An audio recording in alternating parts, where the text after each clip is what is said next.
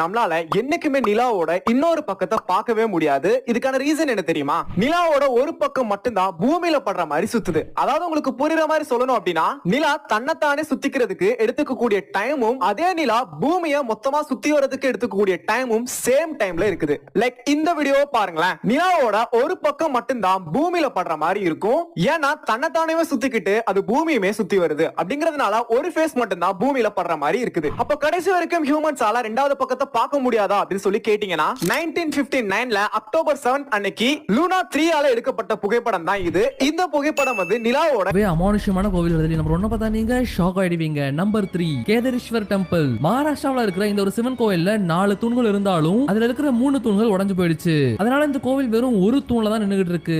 அங்க வாழ்ற மக்கள் இந்த தூண் என்னைக்கு உடையுதோ அன்னைக்கு உலகமே அழிஞ்சிடும் சொல்லிட்டு நம்புறாங்க. Number 2 sun temple. இந்த கோவில்ல சன் டைல் அப்படிங்கிற ஒரு அற்புதமான சிற்பம் இருக்கு. இந்த விஷயத்தை பத்தி தெரிஞ்சவங்களால இந்த சிற்பத்தை பார்த்தே சரியா அப்ப மணி என்னங்கறத சொல்ல முடியுமா? உங்களை பிரமிக்க போற நம்பர் 1. இந்த வீடியோ பார்க்குற உங்களுக்கு கடவுள் நம்பிக்கை இருக்குதுன்னா இந்த வீடியோ லைக் பண்ணிட்டு உங்களுடைய ஃபேவரட் கடவுள் யாருங்கறத கமெண்ட் பண்ணுங்க. Number 1 Brihadeeswara temple. ஃப்ரெண்ட்ஸ், தஞ்சாவூர்ல இருக்கிற இந்த பிரம்மாண்டமான கோயில் கோபுரத்தோட நிழல் தரையிலேயே படாதான். ஏய், இவ்ளோ பெரிய பள்ளங்களா இருக்குன்னு தெரிஞ்சா பயங்கரமா ஷாக் ஆயிடுவீங்க. ஆக்சுவலா இந்த பள்ளங்கள் எல்லாம் நிலா பூமியை காப்பாத்தும் போது தான் ஏற்பட்டிருந்திருக்கு. அண்ட் இது எப்படின்னு தெரிஞ்சுக்கிறதுக்கு முன்னாடி நீங்களும் ஒரு தடவையாவது நிலாவை பார்த்திருக்கீங்கன்னா நம்ம வீடியோவை லைக் பண்ணிட்டு ப்ளூ கலர் ஹார்ட்ட கமெண்ட் பண்ணிடுங்க. ஆக்சுவலா நம்ம பூமி மேல விழுக வர்ற ஆஸ்ட்ராய்டு மீட்டராய்டு மாதிரியான நிறைய எரிக்கற்களை பூமி மேல விழுகிறதுக்கு முன்னாடியே நிலா தடுத்து நிறுத்தி தன் மேல வாங்கிக்கும். அண்ட் இதனாலதான் நிலா மேல இவ்ளோ பள்ளங்கள் ஏற்பட்டிருக்கு.